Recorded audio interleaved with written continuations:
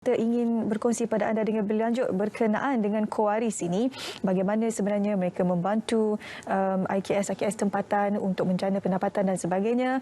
Yang sudah pun bersedia menerusi panggilan Skype hari ini iaitu Cik Nur Azman Nordin selaku Pengerusi Koperasi Warisan Melaka Berhad. Assalamualaikum.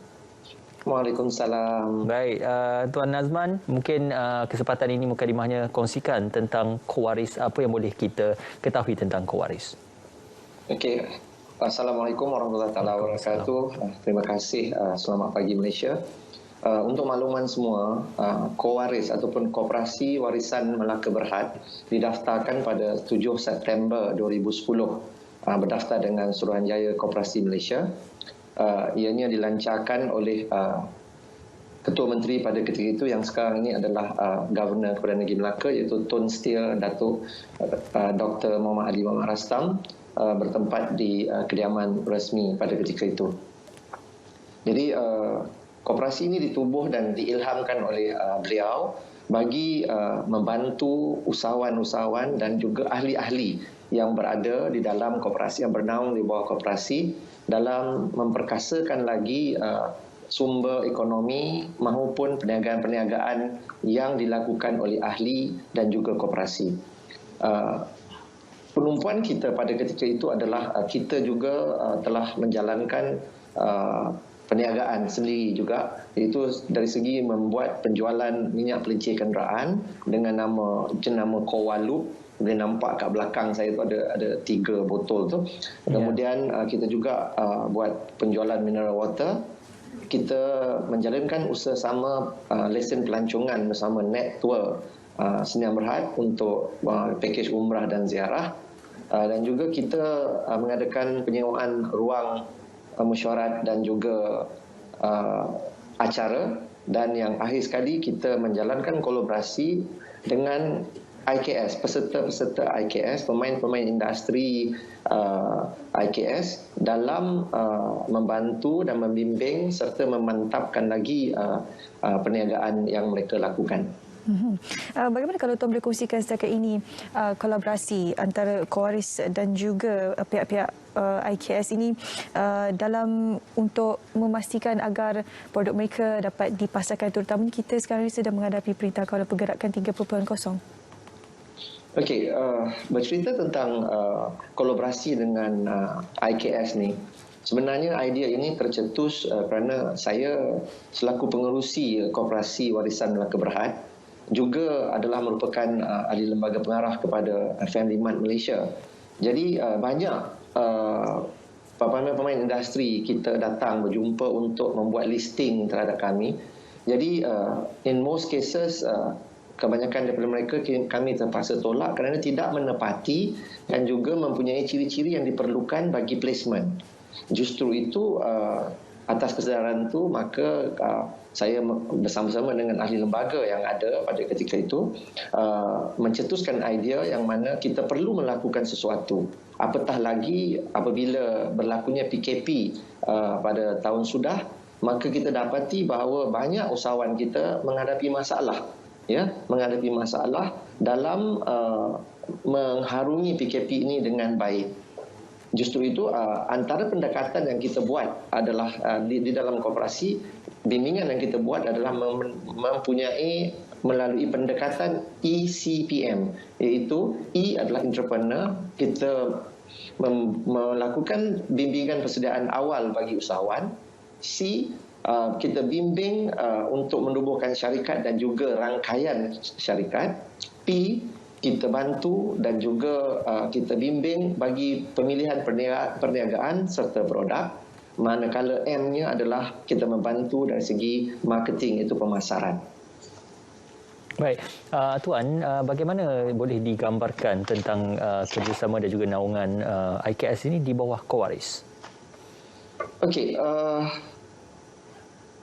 selain daripada bernaung di bawah Qowaris melalui bimbingan dan kolaborasi, kita juga bersama-sama mendidik, membimbing serta berkongsi idea untuk menjalankan platform-platform yang menepati keperluan terutamanya semasa PKP. Iaitu semua usahawan yang bernaung di bawah kami pada ketika itu hanya menjalankan perniagaan secara individu dan secara kecil-kecilan, dan ada yang bermula daripada pasar malam, ada yang bermula daripada but kereta. Jadi apa kita buat? Kita bangunkan network sistem yang baik, kerana bagi saya dan juga Kowaris, kita mempunyai pendekatan bahawa your network is your net worth. Jika you mempunyai network yang bagus, maka apa jua perniagaan yang dilontarkan akan berjaya dengan jayanya. Ya. Bagaimana pula dari sudut, bila kita berniaga ni, dia akan ada masuk elemen pemasaran. Jadi apa perkara yang dilakukan oleh pihak Kowaris untuk memastikan agar IKS yang bernaung di bawah Kowaris ini mencapai sasaran jualan? Okey, berbalik kepada the four pillar tadi, ECPM tadi, di dalam the four pillar tu kita bermula daripada bawah. Kerana you can be a millionaire today, but tomorrow you can be a bankrupt people. So that's why the whole chain of command kena betul. Bermula daripada penyediaan usahawan, mental dan juga fizikal, kemudian pemilihan syarikat dan juga strategi syarikat, dan seterusnya pemilihan jurusan ataupun produk yang nak dipasarkan, dan akhirnya marketing. Jadi kalau bercakap pasal the four pillar, kita perlu groom usahawan kita untuk menepati apa yang mesti dan perlu dibuat sebagai usahawan. Contohnya, pada hari ini ramai usahawan kita bermula dengan informal business. Jadi mereka tidak mempunyai entiti syarikat yang betul, tidak menjalankan struktur perniagaan yang betul, tidak mempunyai rangkaian yang betul. Jadi apa yang kita buat dari awal, kita bimbing mereka dari segi penubuhan syarikat dan sebagainya. Tidak dilupakan bahawa setiap perniagaan adalah tertakluk kepada undang-undang negara.